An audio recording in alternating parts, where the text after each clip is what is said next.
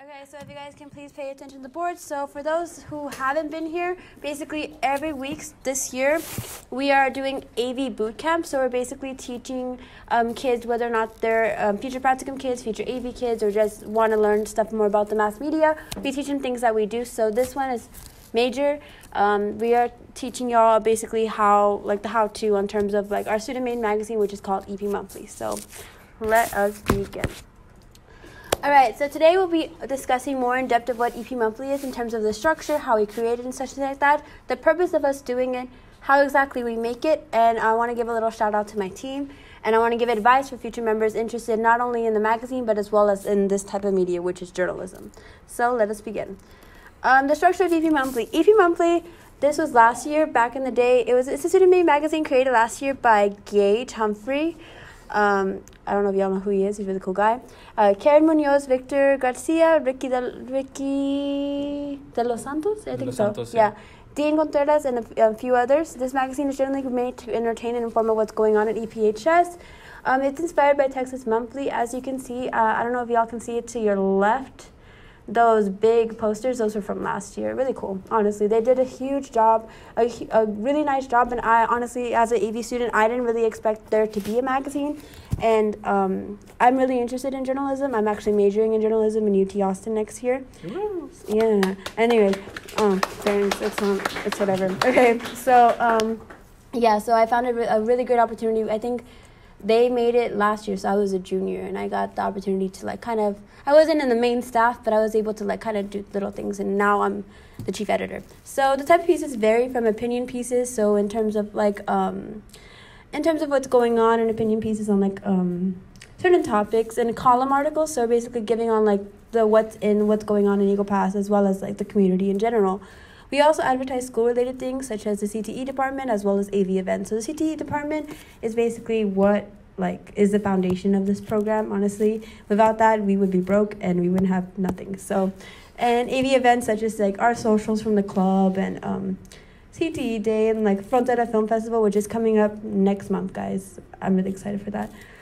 This year, we recently created a new subsection called EP Showcase, inspired by EPR Spotlight, which was popularized, I believe, my sophomore year, 2 years ago. Hey.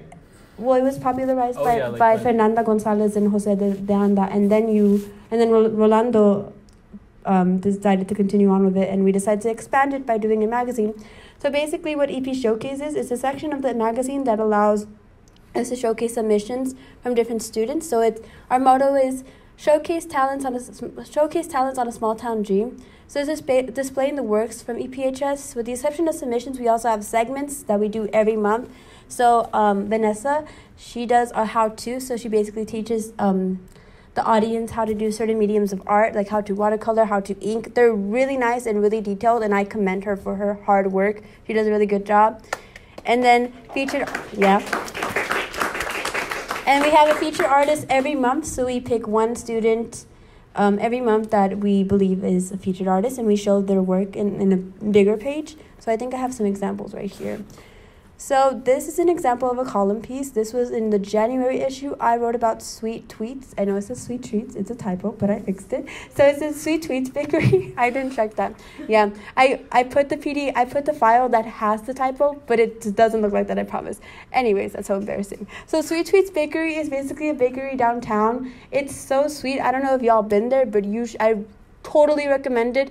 It's co-owned by these two siblings, and they are honestly the sweetest people in the world, and they are a prime example of the fact that Eagle Pass is finally going to be more artistic and more creative, and I really appreciate that. So I wrote about it, and this is an example of submission page from EP Showcase. So we basically get photos, poems, and as well as art pieces. So here's examples. We have 2 sunsets, and we also put their Instagram or Twitter. We give them a little shout out. And then this is an example of what Vanessa does. This is how to ink. And so as you can see, she kind of has this little character that shows up in every issue. Vincent. His name is Vincent. I didn't know that. Okay, so she's basically showing you exactly how to do everything. And honestly, it's so detailed and it's so precise, and I really love it. So yeah, those are just a few of the many examples that we do. So I'm going to talk about the team. So last year, they were a bunch of all-stars. You know what I mean? Like, they had a lot of photographers, they had a lot of writers, and it was really hard for us to kind of have that, like, because there was so much high expectations for EP Monthly that honestly in the beginning of this year, like, we weren't originally going to do monthly. There was some like I'm not gonna be shady or anything, but there's gonna be like a lot of miscommunications and a lot of problems, and we weren't able to do it. So it was up to me. Like, I vowed myself that if I was gonna be in Practicum AV, I was gonna do the damn magazine. I'm sorry for I'm gonna do it because like that's what I wanted to do this whole entire time, and I'm not gonna give up on it. So I basically it died, right? EP Monthly died, and I basically grew it and gave birth to it, and I tried to create it my own way.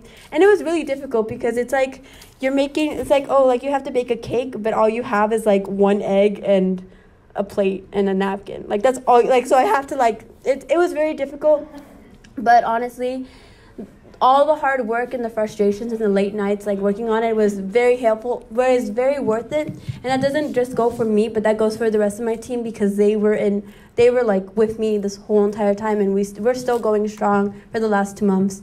So I'm going to talk about them. So as for me, I was the chief editor. I was the creative director of both issues. I'm also a writer, so occasionally I write articles, and I'm a curator, so I make sure that everything is in touch. There's no mistakes or anything like that.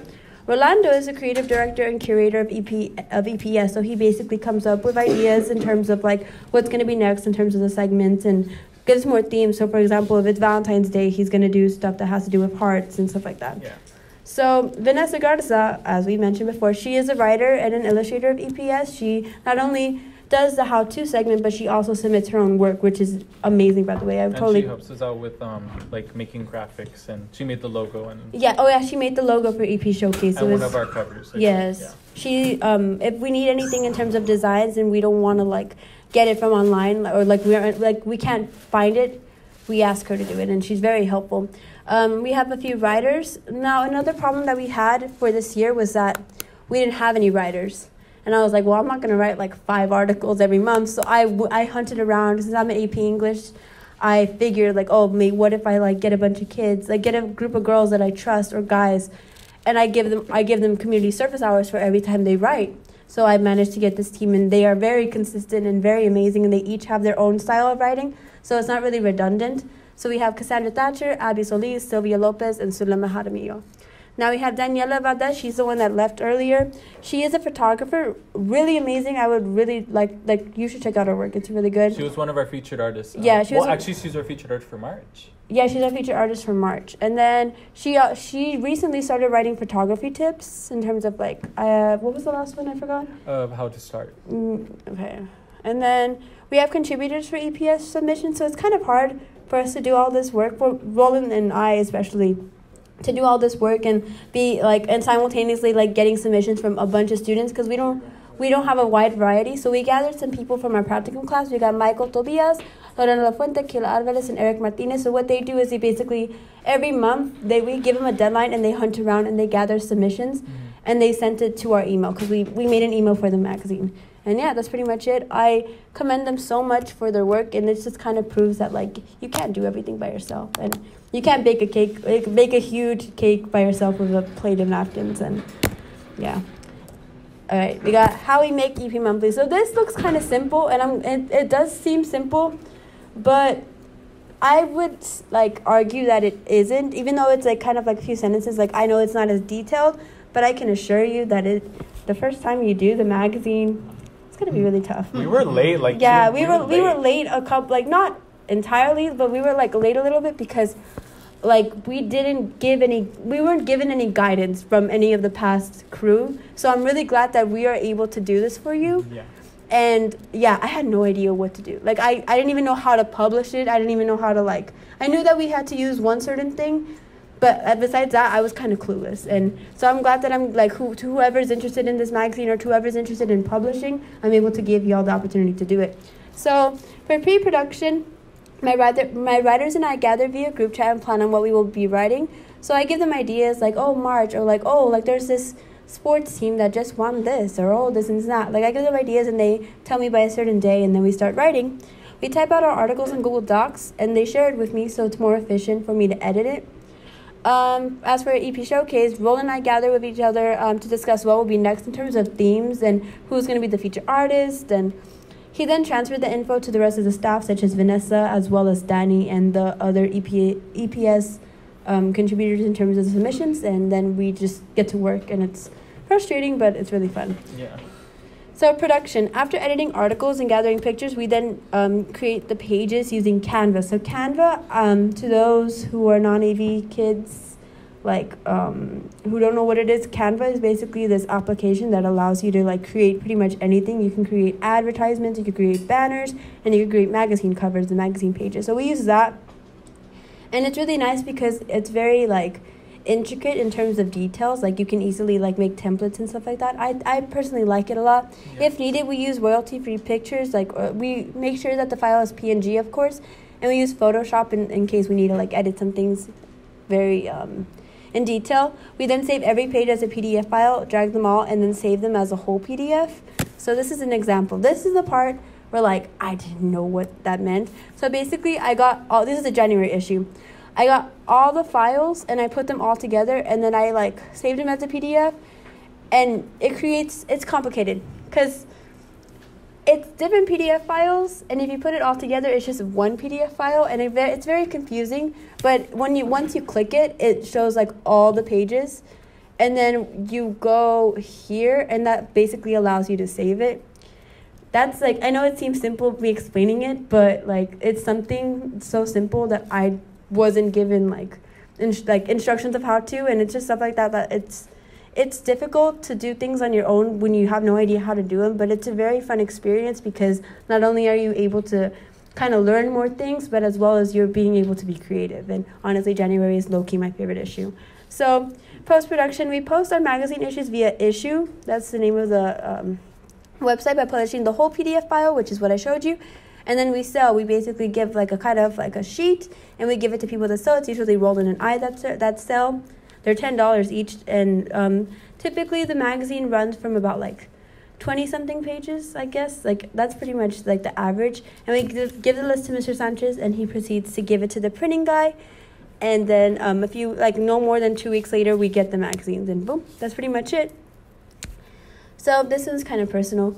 Why do we do EP Monthly? So, as I said before, I'm very interested in journalism, and I love writing so much. And when I coming into AV, I wasn't too sure whether or not I was going to be able to do journalism, because it was something that I was kind of iffy about, and I wasn't unsure, and I wasn't confident as much as I am now.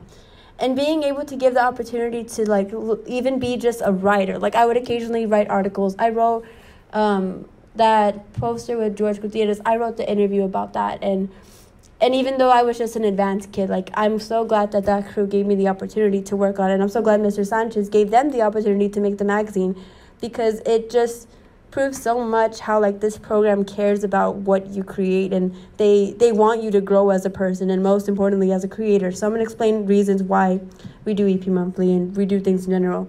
So we provide a venue to exhibit our students. This is able to expand on art, creativity, passion, design, purpose, and experience of our own reality and what it means when we do create things.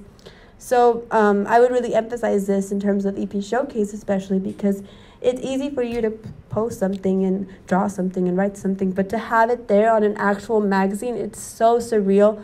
And I'm so glad that I'm allowing, that me as well as my team is allowing to have have a kid open the magazine and say hey, that's my work. It's amazing to think that we're giving the people, we're giving students the opportunity to think and feel that way.